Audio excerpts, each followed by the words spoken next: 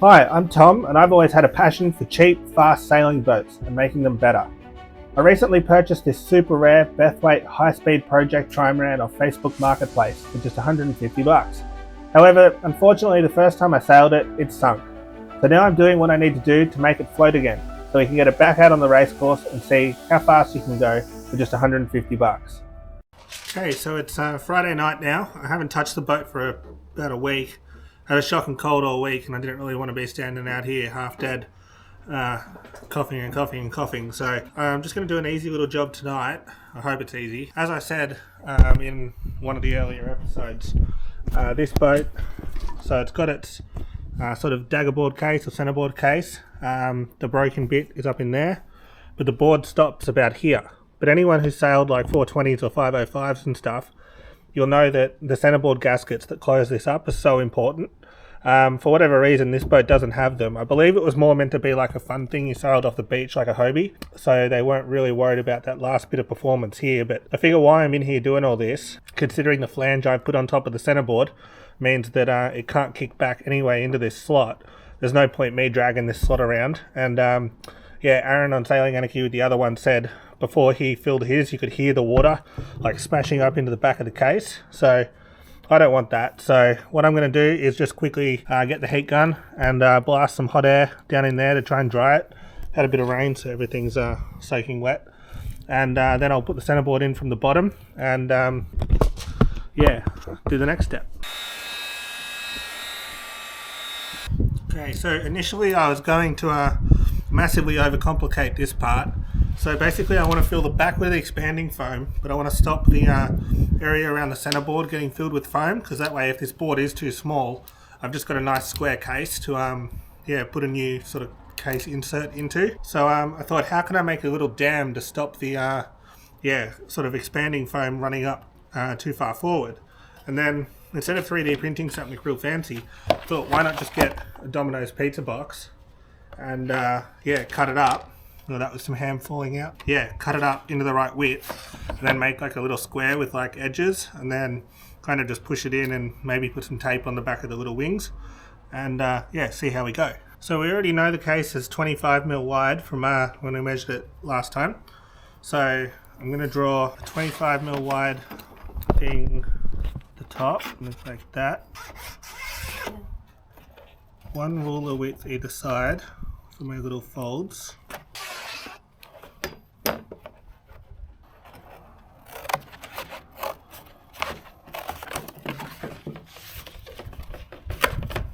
Oh, look at that. Domino's have thought of this. Brilliant. If I fold it along my line,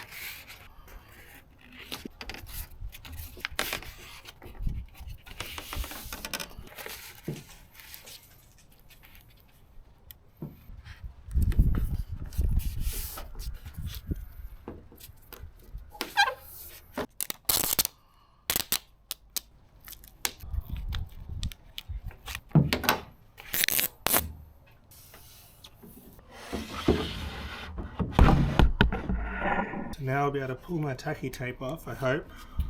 Helps if you don't make the whole thing inverted. The worst case here is I accidentally glue pizza box into my boat, but that would be kind of on brand, wouldn't it?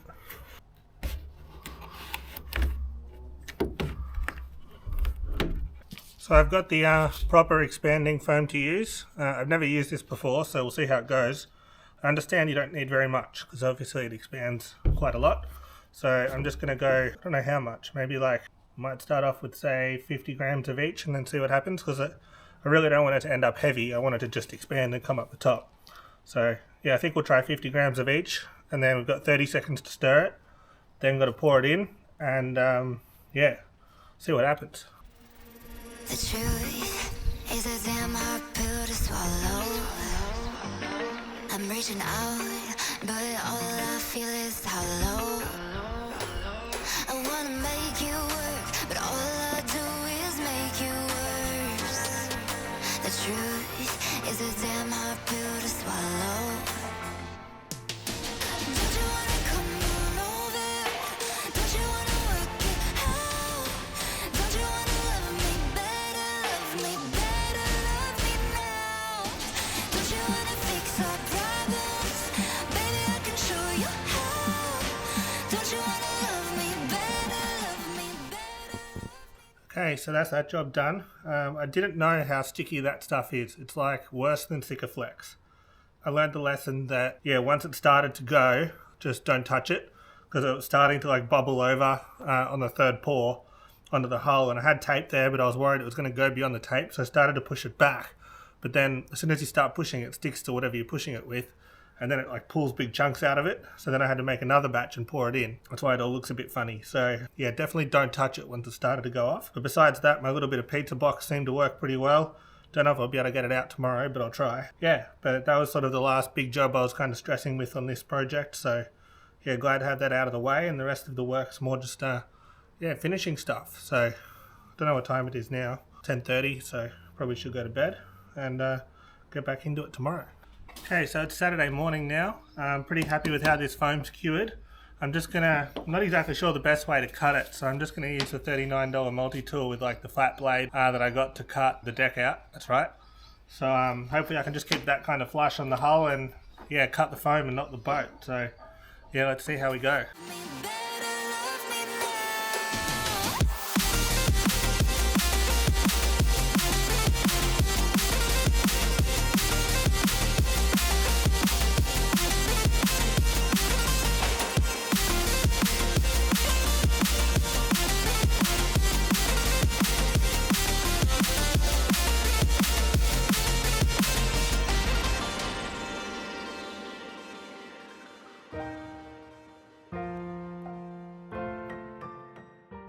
Now I just got to get that pizza box out. So I'm struggling to get the pizza box out of the centerboard case, surprisingly. So it's damaging my foam a little bit as I try and pull on it. So what I'm going to do is paint the foam in epoxy, put 2 light layers of this 50mm fiberglass tape down over the top of it, and then just a layer of peel ply just to give me easier to work on finish. And then once that's cured, then at least the bottom will be fair and secure. And then I can have another go at sort of cutting out the pizza box.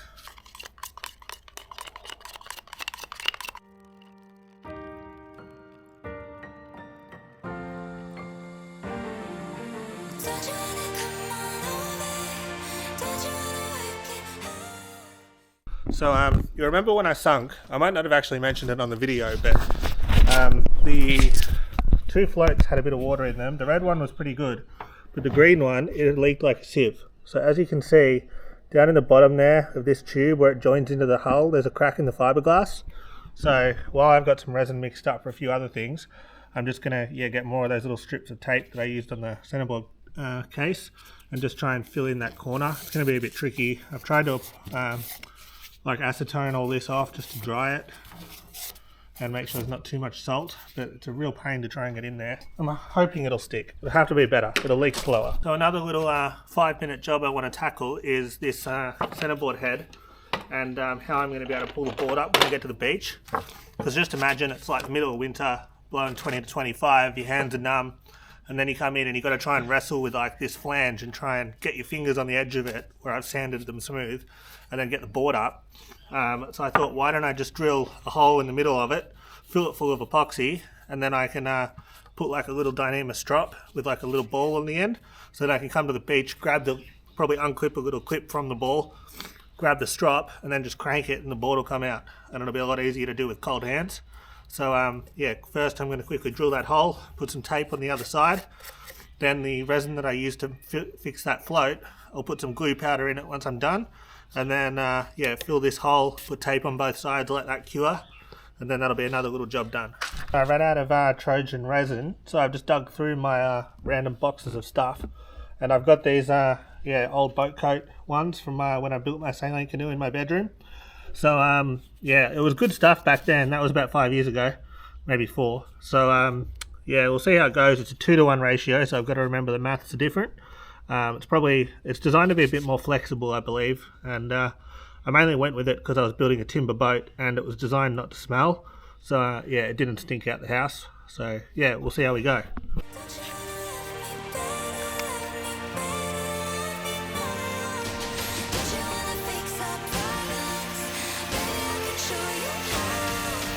Don't you wanna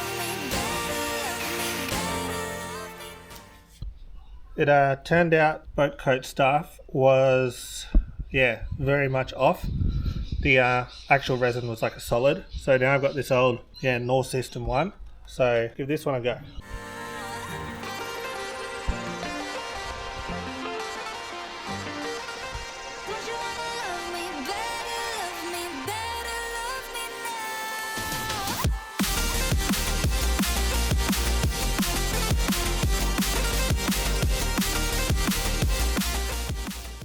Okay, so it's Saturday night now. Been half a day since I did this. So I'm going to peel the peel play off, see how it looks. I probably won't do too much tonight because I've got to be up super early. I'm borrowing a J24 off a friend who, got a bit of an injury, so he can't sail his boat. So he asked me to steer it. Never steered a J24, so see how that goes. But yeah, let's get this peel play off and see how it looks.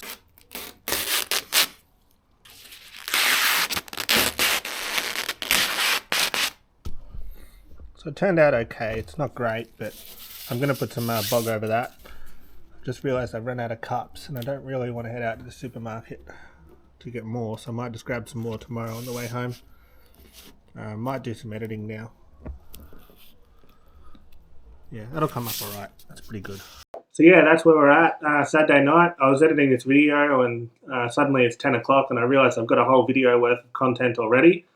So it won't take me long to sort of finish this off and get it up, and that way I don't sort of end up making another 25-minute epic by the time I add whatever I do tomorrow night and Monday night onto this movie. So thanks to everyone that commented on the last video. It was really good to get all those comments from people with a bit more boat building experience than me. I love getting that sort of feedback, as well as the messages I get from people and that just enjoy the videos. So please feel free to leave a comment and like the video, and hit the subscribe button if you want to see more and stay up to date with the project. I won't be able to sail this boat next week.